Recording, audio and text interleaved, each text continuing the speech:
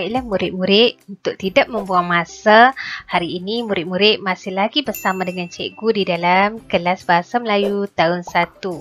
Pada hari ini kita masih lagi berada di dalam tema 3 iaitu pentingkan kebersihan dan kesihatan.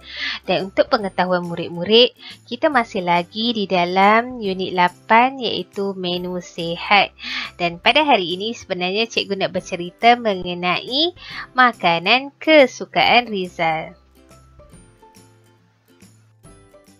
Baiklah murid-murid, mari kita lihat standard kandungan pelajaran kita pada hari ini.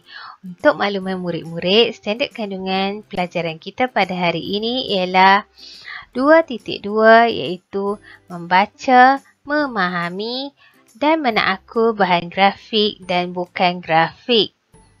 Manakala standard pembelajaran pada hari ini ialah 2.2.1 iaitu membaca, memahami dan menakluk bahan untuk mendapatkan idea tersurat. Seterusnya, untuk objektif pembelajaran pula, diharapkan pada akhir pengajaran dan pembelajaran, murid akan dapat pertama, memahami teks berdasarkan bahan grafik dan bahan bukan grafik. Yang kedua ialah murid dapat mengenal pasti idea tersurat berdasarkan bahan. Apa yang dimaksudkan dengan idea tersurat? Tentu murid-murid nak tahu apakah maksud idea tersurat. Idea tersurat merupakan ayat-ayat yang terdapat di dalam bahan yang dibaca. Contohnya, jika murid-murid membaca buku Bahasa Melayu tahun 1, idea tersurat tersebut terdapat di dalam buku yang murid-murid baca. Yang kedua, selalunya idea tersurat merupakan idea yang jelas dan mudah difahami.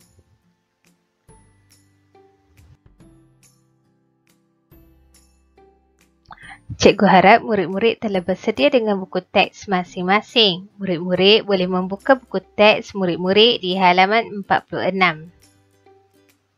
Mari kita lihat buku teks bersama-sama. Mari kita lihat gambar ini bersama-sama. Jika murid-murid lihat, di dalam buku murid-murid terdapat gambar yang sama seperti yang telah cikgu tunjukkan, iaitu terdapat ayam, brokoli, lobak merah, buah tembikai, nasi, roti dan ikan. Makanan ini merupakan makanan yang sihat dan berkhasiat. Okey, sebenarnya makanan ini ialah makanan kesukaan Rizal. Okey, murid-murid boleh membaca petikan yang terdapat di dalam buku murid-murid bersama-sama dengan cikgu. Makanan kesukaan Rizal. Rizal suka makan nasi, roti, ayam dan ikan. Makanan ini berkhasiat dan penting untuk membesar. Makanan ini memberikan tenaga. Buah dan sayur mempunyai banyak vitamin. Rizal makan sayur dan buah pada setiap hari. Dia suka makan tembikai dan lobak merah. Makanan ringan pula tidak baik untuk kesihatan. Rizal tidak gemar makan makanan ringan. Dia tidak makan gula-gula, keropok dan minuman bergas. Sebenarnya murid-murid perlu makan makanan yang berkhasiat dan penting untuk membesar serta memberikan tenaga.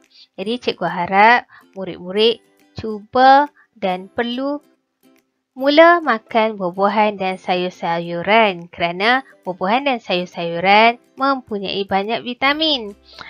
Selain itu, murid-murid perlu mengurangkan pengambilan makanan ringan. Contohnya, kerupuk, gula-gula, minuman bergas kerana makanan ini tidak baik untuk kesihatan dan memberikan risiko dari segi meningkatkan penyakit-penyakit seperti kolesterol, darah tinggi, kencing manis dan sebagainya. Mari kita lihat idea yang terdapat di dalam teks bersama-sama dengan cikgu. Untuk idea tersurat yang pertama, kita perlu lihat perenggan yang pertama yang murid-murid telah baca, iaitu Rizal suka makan nasi, roti, ayam dan ikan. Makanan ini berkhasiat dan penting untuk membesar. Makanan ini memberikan tenaga. Jadi sebenarnya untuk perenggan yang pertama ini, isi ataupun idea tersurat yang ingin dinyatakan ialah makanan berkhasiat sangat penting.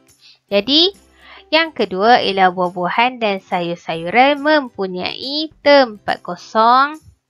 Jadi, kita perlu rujuk perenggan yang kedua yang telah murid-murid baca bersama cikgu, iaitu buah dan sayur mempunyai banyak vitamin. Rizal makan sayur dan buah pada setiap hari. Ia suka makan tembikai dan lobak merah.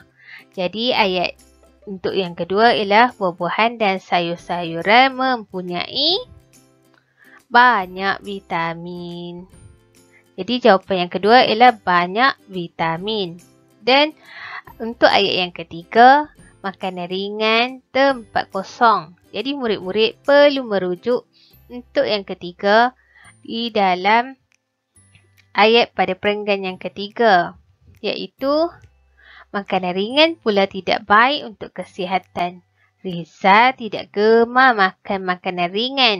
Dia tidak makan gula-gula, keropok dan minuman bergas. Jadi jawapannya ialah makanan ringan tidak baik untuk kesihatan.